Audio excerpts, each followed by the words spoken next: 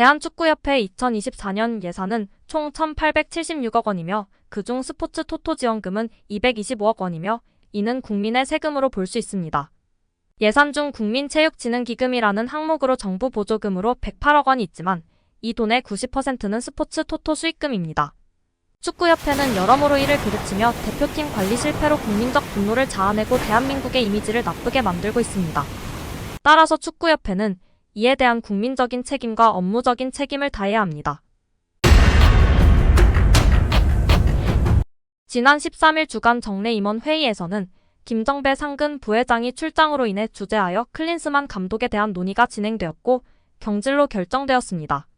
클린스만 감독이 재임 기간 동안 선수 선발과 관련하여 직접 다양한 선수를 보고 발굴하려는 의지가 보이지 않았다는 의견이 있었습니다. 라고 위원들의 의견을 소개했습니다. 또한 선수단 관리에 대해서는 팀 분위기나 내부 갈등을 제대로 파악하지 못했습니다. 지도자로서 팀 규율과 기준에 부족함이 드러났다는 지적도 있었습니다. 국내 체류 기간이 적고 근무 태도도 국민들을 무시하는 것 같았습니다. 여러 약속을 지키지 않으면서 국민들의 신뢰를 잃었고 회복하기에 불가능하다는 평가도 있었습니다. 라며 냉랭한 분위기를 전했습니다. 이로 인해 클린스만 감독이 더 이상 리더십을 발휘하기 어렵다고 판단되었다는 것이 황보관 위원장의 설명이었습니다. 황보관 위원장의 전언에 따르면 선수단 내부에 불화가 있었으며 이로 인해 경기력에 영향을 미쳤다고 언급하며 주장 손흥민과 이강인 등이 관련된 사건을 언급하고 선수들을 탓하였습니다. 그러나 위원들의 지적에 따르면 경기력 자체가 좋지 않았다는 주장에는 동의하지 않았다고 합니다. 위르겐 클린스만 감독도 정 회장의 입장 발표 직전 자신의 사회관계망 서비스 SNS를 통해 한국 축구대표팀 단체 사진을 올리고 모든 선수와 코칭 스태프, 그리고 한국 축구 팬 여러분께 진심으로 감사의 마음을 전한다. 카타르 아시안컵 준결승에 대한 모든 성원에 감사하다. 준결승 전까지 13경기 연속 패하지 않은 12개월의 놀라운 여정이다라며 사실상 이별 선언을 했습니다. 결국 정말 무능한 감독이 1년 만에 30억 벌고 위약금까지 챙기면 100억 가까이 쉽게 벌어버렸네요. 이게 다 사비가 아닌 이상 국민들의 세금이 들어가 있습니다. 축구협회 운영비의 30% 스포츠 토토 복권 기금이 들어가고 약 60에서 70%는 스폰서 및 티켓 수입입니다. 나머지 약 10% 내외가 기타 잡수익입니다. 이제는 정몽규 회장 및 관련 임원진들이 사퇴하는 일만 남은 것 같습니다. 축구협회의 예산 구성은 조직의 운영 방침과 우선순위에 따라 다를 수 있으나 일반적으로 가장 큰 비중을 차지하는 항목은 선수 및 코치 연봉입니다. 축구협회는 국가대표팀 및 클럽팀의 선수들과 코치들에게 연봉을 지급하여 그들의 활동을 지원합니다. 축구는 선수들의 기량과 노력에 크게 의존하는 스포츠이기 때문에 선수 및 코치들에게 상당한 예산이 할당될 수 있습니다. 또한 경기 및 훈련 비용도 예산에서 상당한 부분을 차지할 수 있습니다. 축구 경기 개최, 훈련시설 대여, 여행 및 숙박 등과 관련된 경비는 축구협회의 예산에서 중요한 항목입니다. 다만 축구협회의 예산 구성은 회원들의 회비, 광고 및 스폰서십, 정부 지원 등 다양한 수입원에 따라 달라질 수 있으며 조직의 목표와 운영 방침에 따라 예산 항목의 상대적인 중요도가 달라질 수 있습니다. 대한축구협회 2024년 예산은 총 1,876억 원이며 그중 스포츠 토토 지원금은 225억 원이며 이는 국민의 세금으로 볼 수 있습니다. 예산 중 국민체육진흥기금이라는 항목으로 정부 보조금으로 108억 원이 있지만 이 돈의 90%는 스포츠 토토 수익금입니다. 축구협회는 여러모로 이를 그르치며 대표팀 관리 실패로 국민적 분노를 자아내고 대한민국의 이미지를 나쁘게 만들고 있습니다. 따라서 축구협회는 이에 대한 국민적인 책임과 업무적인 책임을 다해야 합니다. 현재 상황은 프랑스 대표팀의 남아공 쇼크요 사건과 유사하며 우리는 그 사건을 통해 배워야 할 점이 있습니다. 2010년 남아공 월드컵 때 발생한 사건을 예시로 들어 설명하며 아넬카의 퇴출로 인해 불화가 생겼습니다.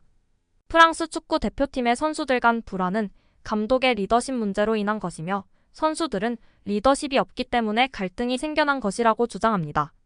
각자 다른 생각을 가진 선수들을 하나로 만드는 것은 감독의 역할인데 클린스만 감독은 리더십이 부족하고 규율이 거의 없다고 지적됩니다. 프랑스 축구협회의 태도 또한 문제로 지적되는데 선수들의 불화를 인정하고 협회장과 감독이 국회 청문회에 참석한 것은 선수단의 내부 사안을 국가 차원에서 다루어야 할 심각한 문제라는 인식을 갖게 되었습니다. 대표팀은 나라 전체의 이미지를 형성하므로 프랑스 사람들은 대표팀의 분열이 국가의 명예를 실추시켰다고 생각하여 국가가 적극적으로 대처한 것입니다. 한편 우리나라의 상황도 비슷하다고 생각되며 클린스만 감독의 리더십 부족과 협회의 불성실한 행정은 대한민국의 명예를 실추시키고 있다는 우려가 제기됩니다. 결국 프랑스 축구협회장이 사퇴하고 그 수뇌부도 싹 물갈이 되었습니다. 이후 시스템을 개선한 끝에 8년 뒤 월드컵 우승을 하며 해피엔딩이 된 프랑스 축구입니다. 이제 우리 차례입니다.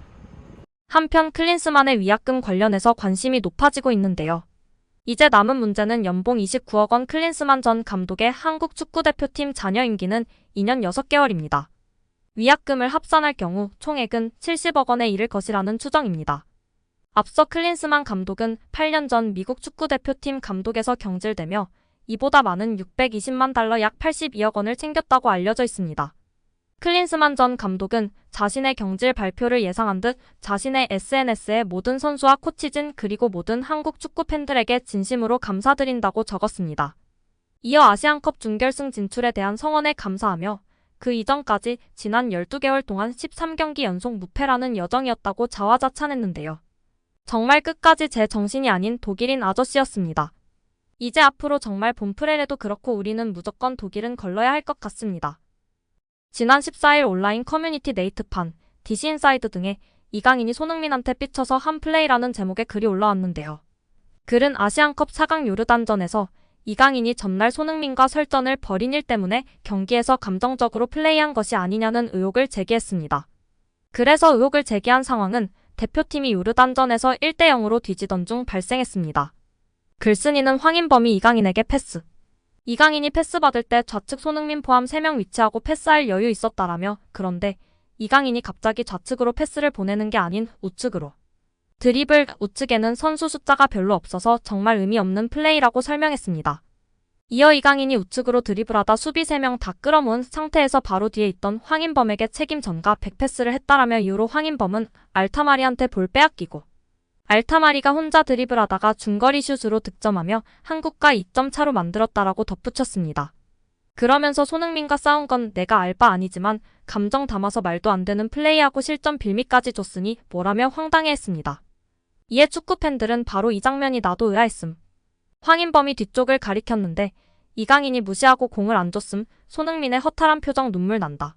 얼마나 아시안컵 우승을 바랐는데 이강인이 다 망쳐버리고 손흥민에게 아픔과 상처를 주다니 손흥민님 무너져 내리는 저 표정, 가슴이 찢어집니다. 흥민 표정. 보고 있으면 가슴이 아파온다 등 반응을 보이고 있습니다. 오늘 영상은 여기까지입니다. 끝까지 시청해주셔서 감사합니다. 늘 건강하시고 더 좋은 영상으로 찾아뵙겠습니다. 구독과 좋아요도 잊지 마시고 부탁드립니다. 감사합니다.